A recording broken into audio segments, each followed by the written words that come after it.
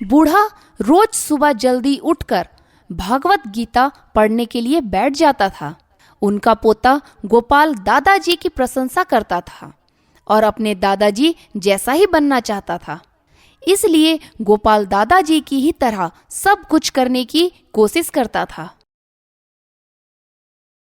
एक दिन गोपाल अपने दादाजी के पास गया और कहा, दादाजी, मैं आपकी तरह रोज बैठकर भगवत गीता पढ़ता हूँ, लेकिन मैं इसे ज्यादा समझ नहीं पाता हूँ और जो कुछ भी मैं समझ पाता हूँ किताबें बंद करने के साथ ही मैं इसे भूल जाता हूँ। अगर मैं जो पढ़ता हूँ उसे भूल जाता हूँ तो भगवत गीता पढ़ने से मुझे क्या फायदा होगा।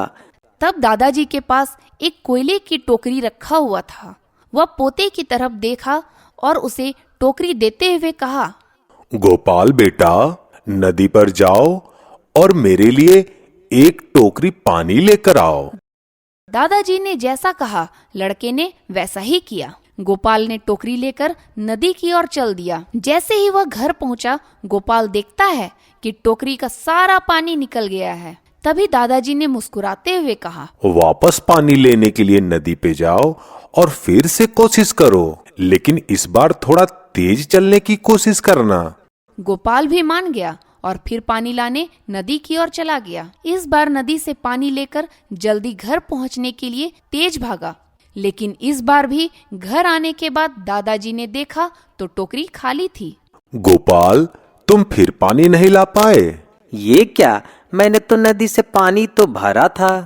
दादाजी ने गोपाल को फिर से कोशिश करने के लिए कहा। टोकरी में से ही पानी हमारे लिए नदी से लेकर आओ। लड़का जानता था कि यह असंभव है, लेकिन उसने अपने दादाजी की बात मानी और फिर से कोशिश की।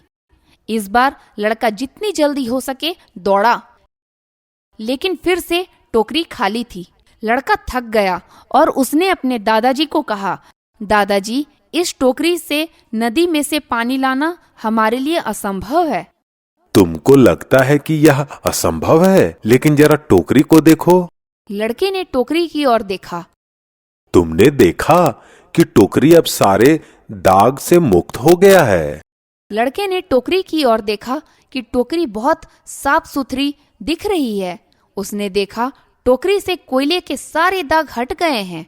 अब कोयले की टोकरी अंदर और बाहर से साफ हो गया था। जब तुम भगवत गीता पढ़ते हो तो ऐसा ही होता है। तुम जो पढ़ते हो उसे तुम समझ या याद नहीं रख सकते, लेकिन यह सब तुमको अंदर और बाहर से बिल्कुल बदल देता है। इसलिए तुम यह बिल्कुल भी नहीं सोचना कि तुम्हें याद नहीं हो रहा है तो इसका कोई फायदा नहीं है।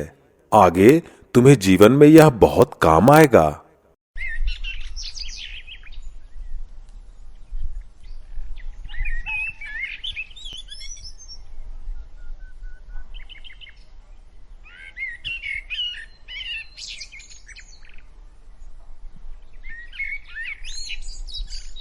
चिंटू ईमानदार और परिश्रमी था।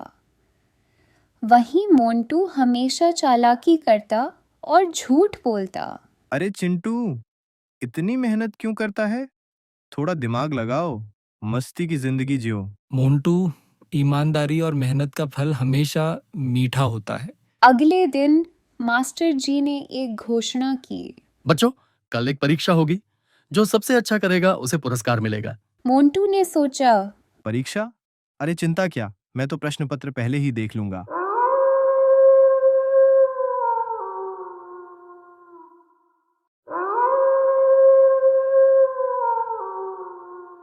रात मोंटू विद्यालय में छुपकर प्रश्न पत्र चुरा लाया। अगले दिन सभी ने परीक्षा दी।